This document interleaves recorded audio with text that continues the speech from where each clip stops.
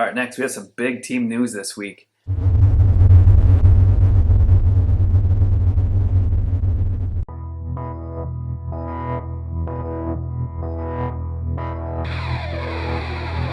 Hey everyone, happy to be back with you here on Obscure Victories Gaming and our Slow Burn Dynasty with the New Mexico Lobos. We are in week 7, preparing to take on number 10 Penn State. They are 3-1. You can see the headline, Into the Danger Zone.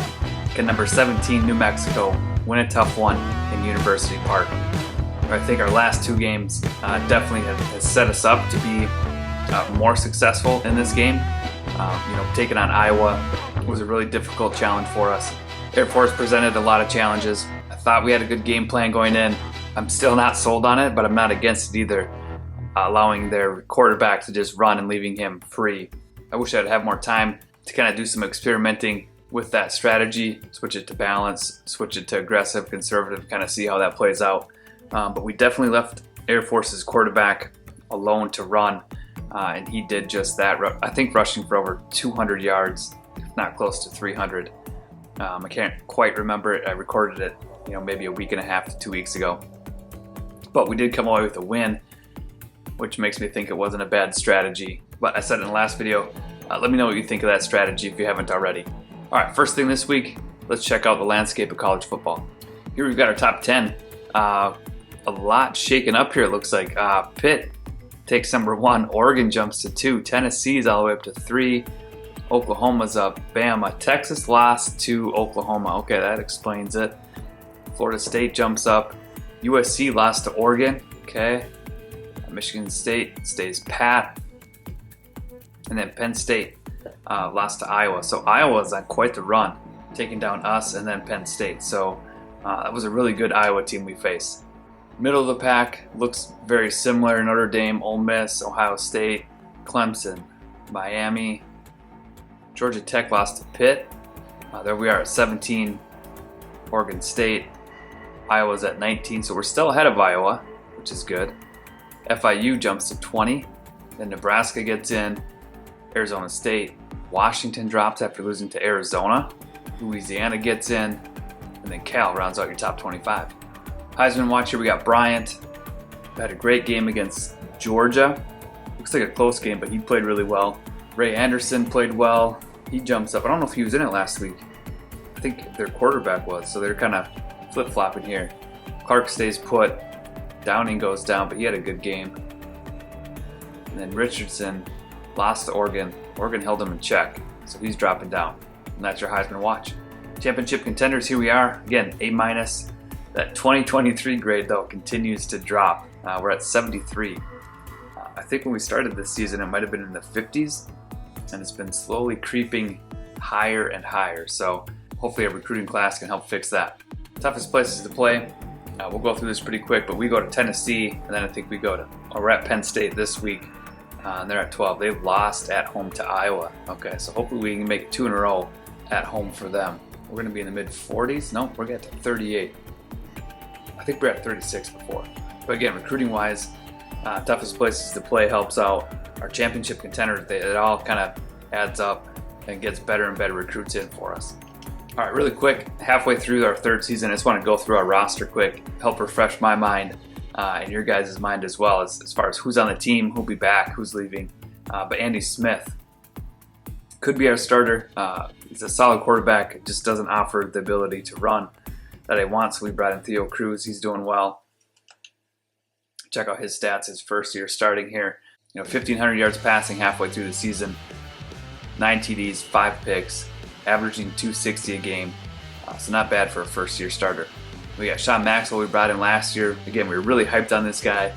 Not that we've given up on him, but he came in a little bit less than we expected. I don't know if we bring in new quarterbacks this year if he decides to transfer out. But we're going to stick with Sean. We're not trying to force him out or anything. I think he can still be a solid quarterback.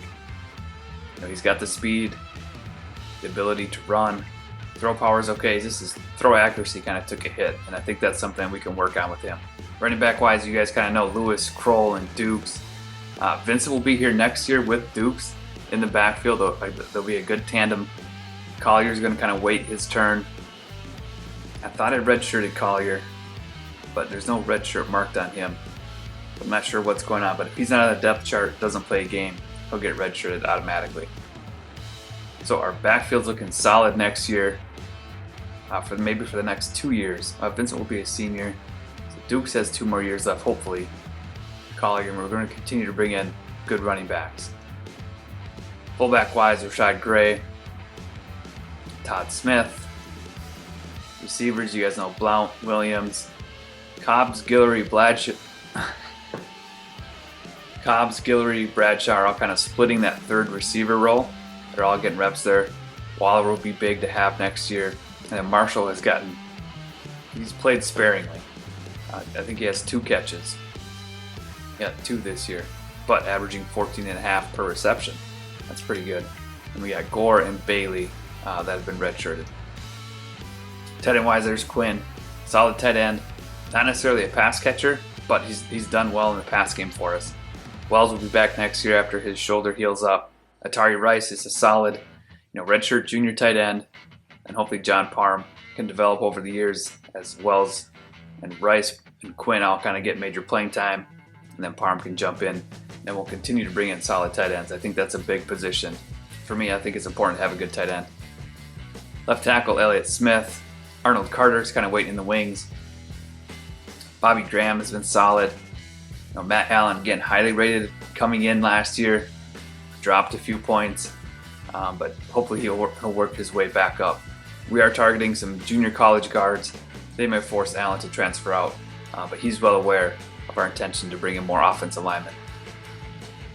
Bernard Grier came in as a junior college guy last year, started right away, developed well. He's 91 overall in just 2 seasons of play. And Derek Long, again, kind of waiting in the wings, getting ready to take over. He looks like he's going to be solid as well. Right guard, we got Joe Green. And then tackle-wise, here we got Corey Gray. Again, he was a redshirt sophomore last year, developing really nice. Todd Davis is behind him. And then Billy White was a tackle we thought was really going to come in, push for playing time early. Not the case so far, as he's kind of acclimating to the college game. And again, Billy knows our intention to bring in some competition on the offensive line. So he's got a decision to make, whether to stick it out or transfer. Brendan Stone has had a solid season, 13 tackles, 6 for loss, 3 sacks. Somebody who's kind of had sparing playing time. We'll look again here.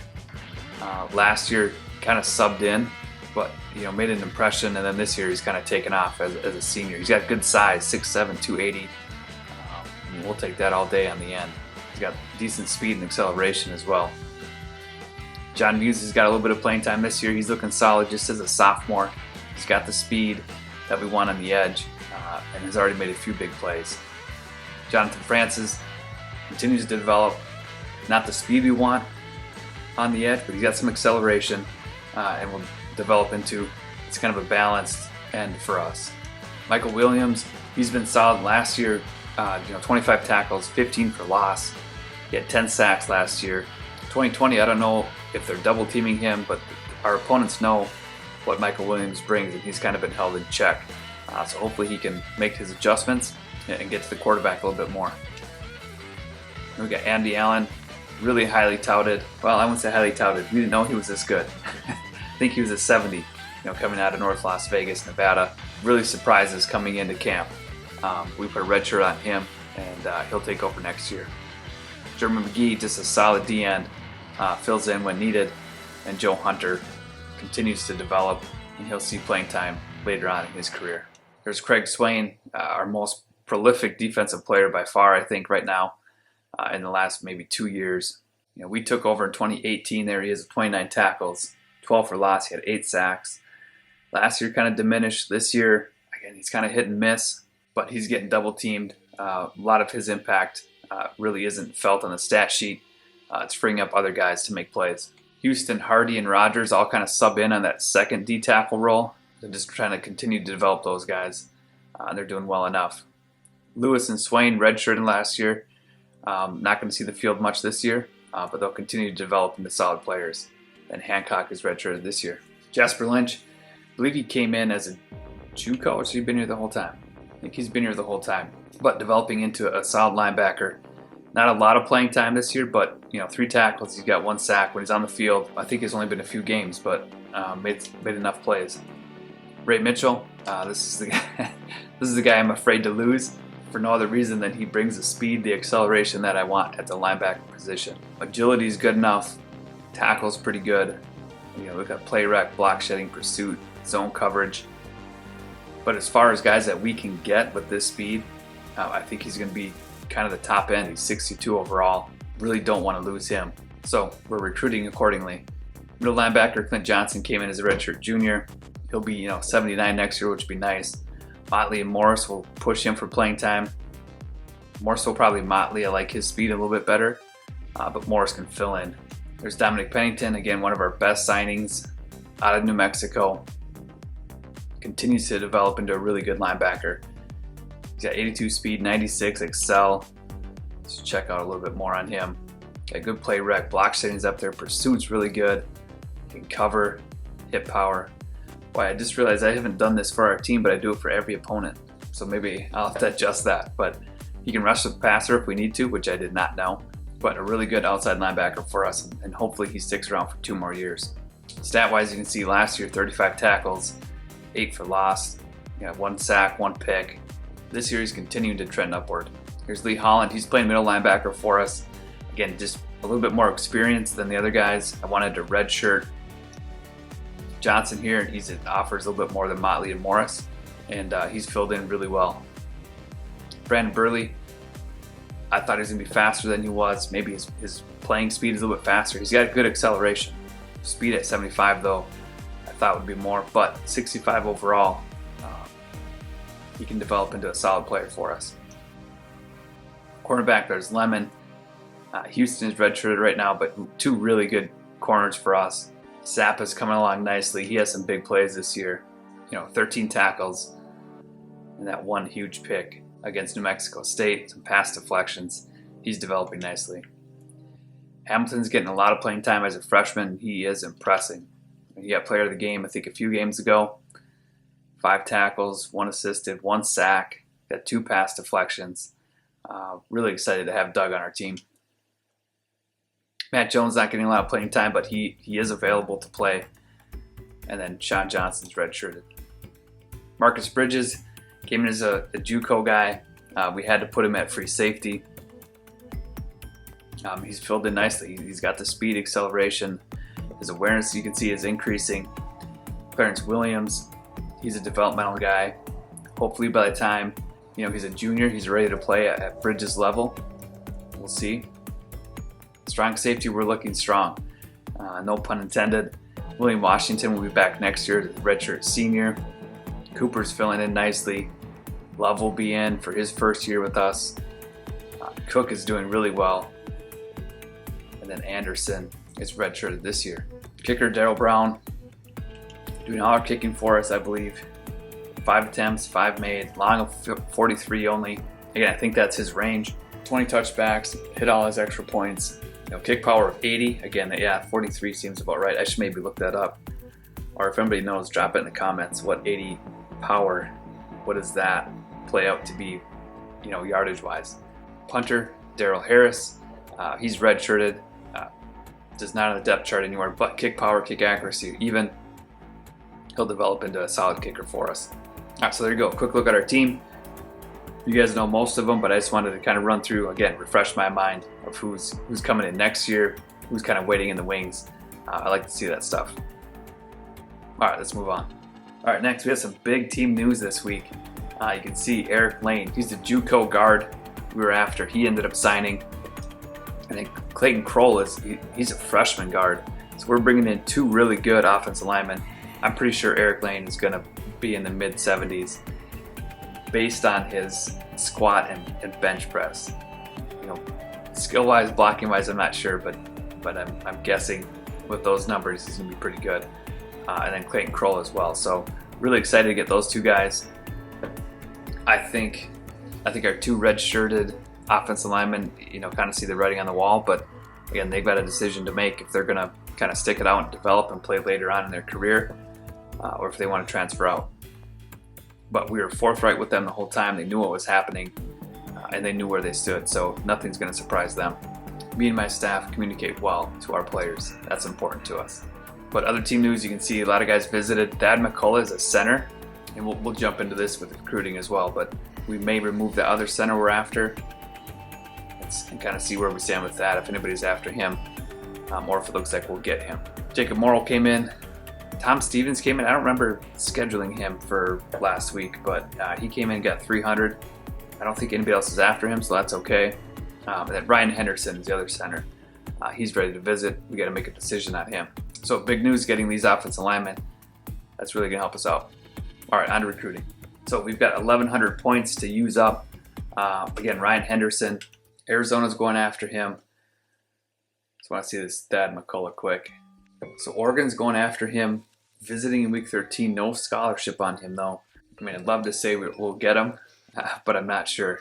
But let's check out the other linemen we're after and see if we have to target that center. Again, because I prefer to recruit a tackle or guard and move them to center just to get the bonus. But here, okay, Frank Kendrick looks like we'll get him. Justin Wright, same thing. Is he ready to visit? He is, okay, so we'll take care of that later. And Harvey Allen, what do we know about him? Pass blocking's good. Oh, run blocking's down now. No speed. I think we're okay to take points off Ryan Henderson. We'll drop him down the recruiting board. We'll get those 300 points onto somebody else. All right, let's take care of visits. Ryan Henderson, you're going to just come in late in the year, give us some more time to make a decision. Utah State, Justin Wright. Do I remember recruiting this guy?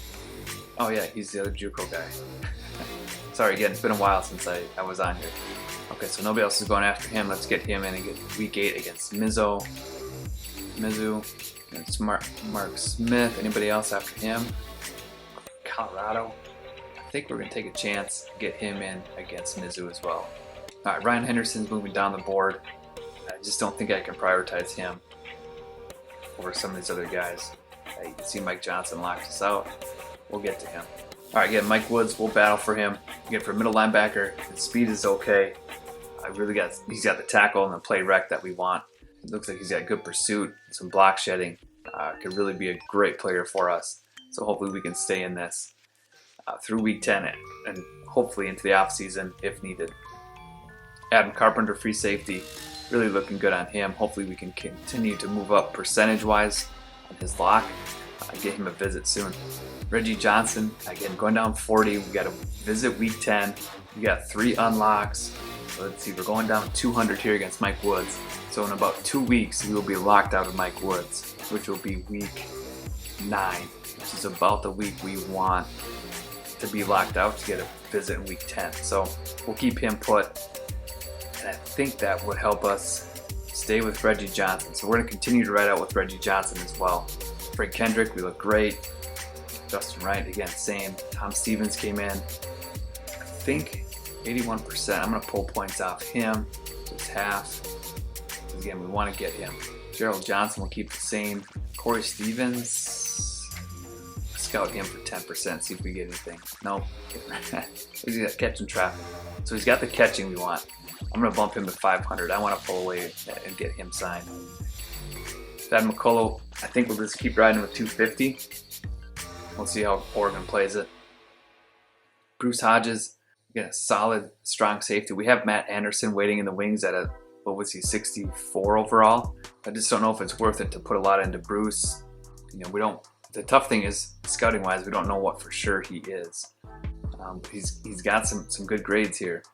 And if he can come in at 69, we got points. So I gotta check back on Bruce. Jacob Morrill, 85% locked. I think we can kind of pull off him a little bit here. We'll drop him to 150. Mark Smith will keep the same. Alex Webb I want to check out. See, we'll keep him as is. Actually, let's add 50 more to him. Again, not a big need, but it would be nice to get. Ryan Foster, I'm pumping 500 into this guy. And he's got the speed, the acceleration, and we just got to build up that running back room.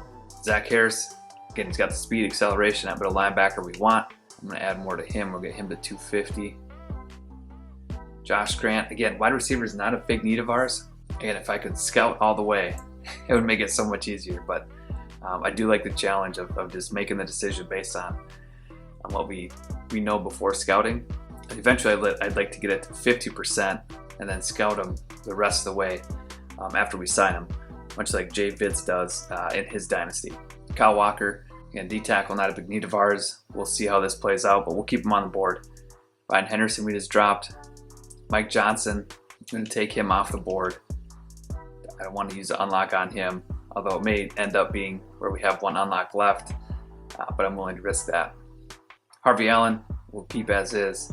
Tyler Gillett, I'm going to add 40 to get him to 100, so we continue to pull away from Oregon State. Alan Barber, I'm not going to put any points into it. We continue to pull ahead. Christian Van will keep as is. Martin Johnson, again, good speed, good acceleration. Let's just give him a 10% scout, see what we get. Nothing that helps. Yeah, but he might be somebody we'd go after over Preston. We got middle linebackers, decent speed. We'll scout a little bit. Got some power moves. Tommy Gandy will give a scout. Play rec goes up. Man coverage at 65. I mean, that's kind of what you expect, I guess, with 62, 65 overall guys. Again, more running backs. Not willing to pump any into them. Just want them on the board. That's kind of a backup. Eric James looks like we're out of that race. I do want to scout Tim Evans a little bit. He's a JUCO sophomore. Like the acceleration, play rec is down. We'll put a little bit into him. We'll 150. Mark Clay will scout as well.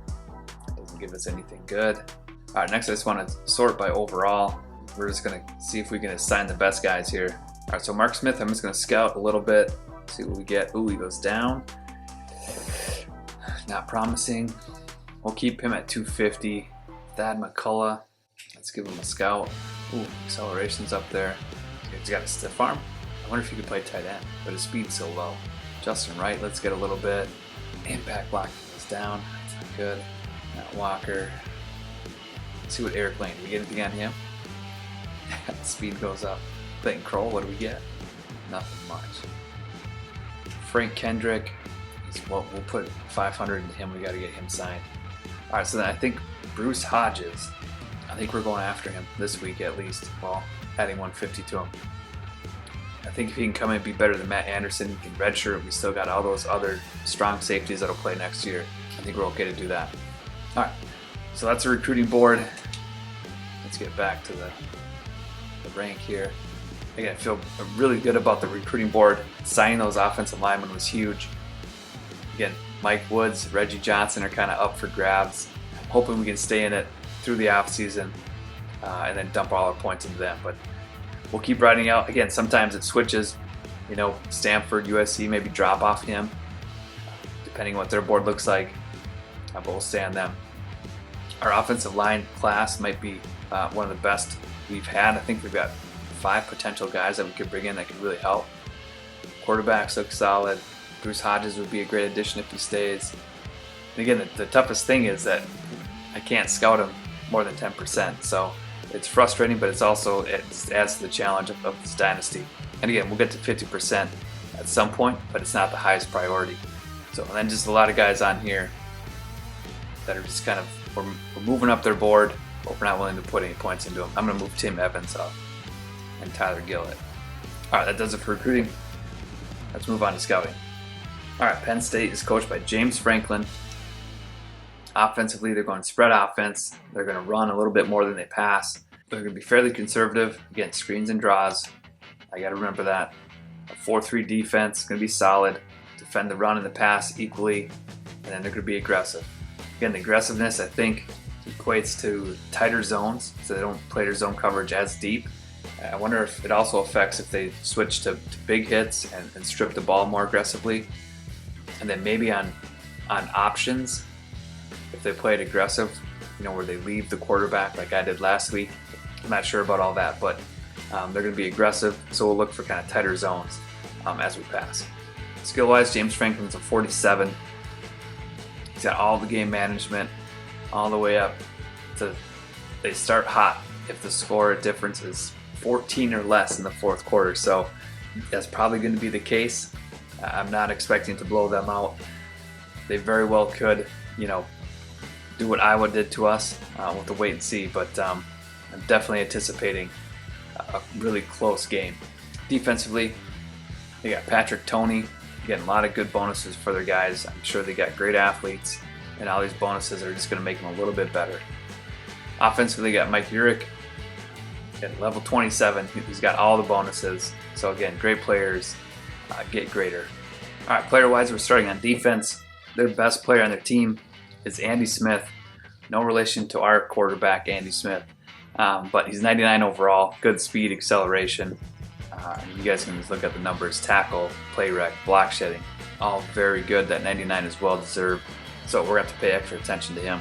Next, defensively, they got right end Donald Fogel, 92 overall. Decent speed, acceleration for D end. The strength is up there. Tackle, power moves, great finesse moves and block shedding. Great pursuit, hip power is up there. So hopefully we can run read options at him, put him in conflict, maybe take him out of a play or two. Next, we got defensive tackle Donnie Lewis, 92 overall, redshirt senior. They're not going to be fast as a D tackle, but acceleration is good enough. Strength is way up there. Tackle is good enough. And he's got the power moves, finesse moves, block shedding, and that interior defensive line that can really cause problems for us. Lastly, defensively, they got right outside linebacker Michael Green, 89 overall. Not the fastest, but his acceleration is way up there. Tackle is great. Play rec is great. Block shedding is great. Pursuit's okay. Zone coverage is okay. Man coverage okay, but his hit power is 93. So they got two really good linebackers, two really good defensive linemen, and I'm sure the defensive backs are solid as well. Offensively, not sure if Brian Hammond is going to play. You can see he's injured, but 93 overall. Great speed, acceleration, catching, route running, and his catching traffic, spec catch and jumping kind of dip a little bit, but that's definitely good enough to make some big plays. He's got great release, can do a little bit, juke spin-wise with the ball. So definitely a playmaker for them. All right, next we got right guard Zach Richard, 93 overall. Good speed, acceleration for a guard. Pass blocking is way up there. Run block's way up there. Impact is good enough. And his strength, 96. So he's going to be able to take care of a lot of blocks, leading the way running and protecting the quarterback as well. Next we got redshirt junior quarterback Jay Smith, 91 overall. He's going to be a dual threat guy, 81 speed, 80 acceleration. Throw power is 87, accuracy is 93. He can break some tackles, so we definitely got to be on the lookout for him on the ground and through the air. All right, with scouting done, let's spin the event wheel and see what's happening with our team this week. All right, we got backup becomes a starter. This is one of my favorite ones, but also not. I don't know how realistic it is. I mean, I know it does happen, so somebody's going to get a bump. I'm going to ride with it for now. I may take this one off for next season, but let's find out who it is. We'll just spin in whatever position comes up. Obviously, the second the depth chart will become the starter. So we got cornerback 2 will become cornerback number 1. I think that is Sapp. So he'll overtake Lemon, I believe. Since Houston is redshirted, we'll do it that way. All right, next spin. All right, we get tweaked. So -2 to the athletic attribute. So to me, those are kind of those, I don't know if it's top 3 or 4, the agility, the acceleration, things like that. So we'll find out who that is now. Left end 1. So again, the event will giveth and taketh. I think that means I've done a good job setting it up where we get a positive and a negative most of the time, but we'll take care of those events now.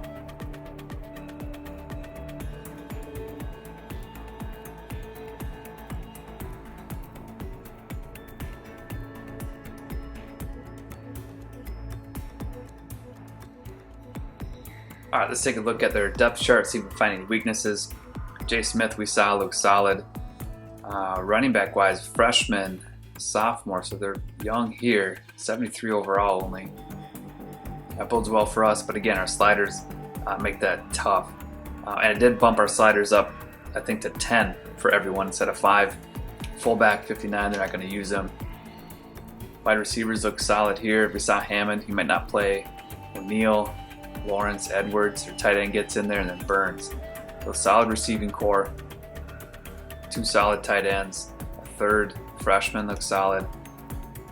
left tackle at 91, left guard at 88, center at 87, right guard 93, right tackle 90. That's what we expected. I mean, Penn State's a solid team. Left end at 86, right end we saw at 92, D tackle we saw at 92, a solid guy behind him at 84 and 83, 82 freshman. Outside linebacker looks injured, so maybe Cole fills in, but they look solid. We saw Andy Smith, he's 99 overall. Really makes me nervous running the ball and passing, to be honest, but we'll do what we can to stop him or hold him in check. And Michael Green we saw 89. Cornerbacks go 88, 83, 82, 77, so solid there. I don't see any advantages for us. 87 free safety, 84 strong safety, so we're going to be outmatched on paper. Again, that really doesn't matter. We still got to execute our game plan, which is going to be to run the ball, pick our time for passes, see if we can find moments to beat them deep, and things like that. But kick return is going to be Oliver, punt returner, and then the long snapper is Zach Richard. All right, game plan, strategy-wise, we're going on the road. I think it's going to be really tough. I think Iowa kind of showed us that the Power 5 teams are a little bit tougher to beat with these sliders. New Mexico State was tough, Air Force was tough, but I feel like we were able to stay in it. I think it's really important that we don't turn the ball over this game. Easier said than done. That's going to play a huge role in how close this game is. I think we can make it competitive into the fourth. I think we can run the ball well enough. I think we throw well enough. It's just a matter of taking care of the football. But I'm excited for the game. Again, I think I had a week and a half to 2 weeks off from recording that Air Force game. But I'm always excited to get back into it, which is a really good sign. I don't know if I'm going to stop this Dynasty when the new game comes out. I don't know when I'm going to get. I got to get a whole new console. I got to get the game. So it's quite an investment. But I don't know if I'm going to shut this one down. We'll see. Maybe I'll have two going. Time-wise, that might not work, but I'm having a blast doing this one. So hopefully you guys are enjoying it as well. I enjoy the engagement and the conversations and the comments. And I just look forward to continuing to build this, because I think it's just so important that video games can be used for growth, and that's what I'm doing here. So again, I'm enjoying it. Thanks for following along. That's it for this episode. Until the next one, keep gaming, keep growing, and keep celebrating those obscure victories. Game on.